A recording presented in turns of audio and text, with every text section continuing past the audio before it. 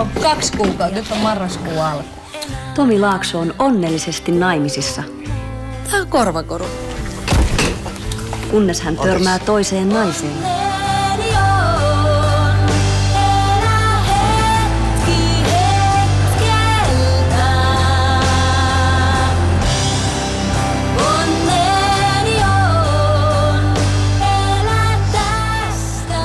Sä ihastunut vai? Mitä? Mä haluan tavata sua. Jos sä oot menossa jonnekin, niin satut mut mukaan.